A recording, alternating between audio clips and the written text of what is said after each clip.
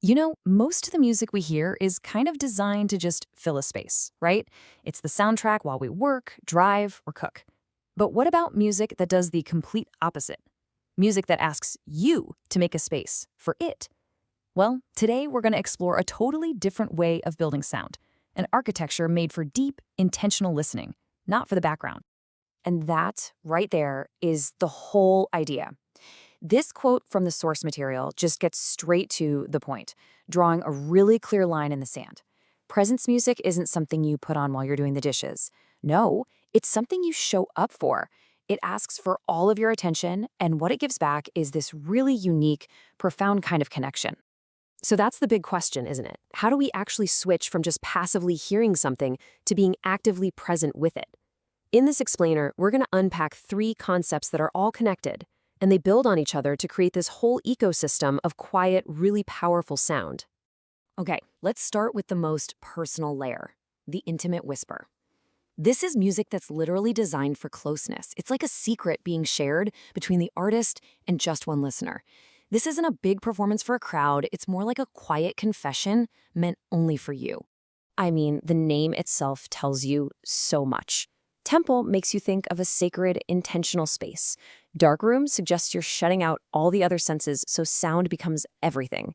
And whisper, well, that tells you that intimacy and even the sound of breath are way more important than just being loud. It all boils down to one thing: sincerity over spectacle. This really gets at the feeling of it, doesn't it? This isn't a concert. It's a shared secret. It creates this incredible psychological closeness, that feeling that someone's sitting right next to you, not performing at you from a stage, even when you're completely alone. It's like sound wrapped in shadow and patience, inviting you into this very private world. Okay, so how do you actually engage with this stuff? The source material lays out this kind of manifesto for how to listen. First, you have to lean in. This music is not going to chase you down. You have to let the pauses breathe, because that silence, it's part of the conversation. It's not empty space. And you absolutely cannot multitask. Its power just evaporates if you treat it casually. It demands a totally different way of listening. So let's zoom out a little bit. We're moving from that really intimate, one-on-one feeling to something more collective. This is the communal hush. And here we find a completely different kind of power. Not in a single voice, but in this shared, gentle strength. Think of it like a collective whisper, where a whole group of voices all decide to choose restraint at the exact same time. The power here comes from that unity. The source material has this great line: think altitude, not volume. It's about creating this expansive, open feeling, almost like a sound carrying across a quiet mountaintop. And you can hear this in the music itself, right? The rhythm isn't driven by a loud beat. It's paced by human breath. The harmonies often feel unresolved, like they're just hanging suspended in the air. And this is crucial. There's no climax. There's no big drop. The intensity builds horizontally through texture, not vertically through volume. Putting them side by side like this just makes the difference pop. Temple Darkroom Whisper, that's one voice. It's close, it's confessional. It feels like a candlelit room. But Mountain Choir Hush, that's many voices, all around you, totally communal. It's like being out in the open mountain air. One is about a personal truth, the other is about a shared present. All right, so we've got the intimate confession, and we've got the communal stillness. Now for our final piece, which is kind of the emotional climate that holds them both. This is the soul of winter. It's the art of finding warmth in cold, quiet spaces. I just love this line from the source. It captures the whole feeling so perfectly. This is not about the blazing heat of summer soul music. Nope. This is about a resilient, quiet warmth that just endures.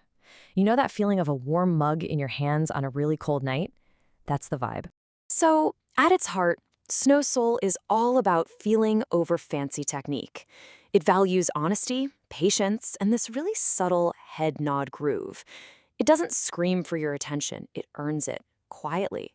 It creates a space that just feels safe and reflective.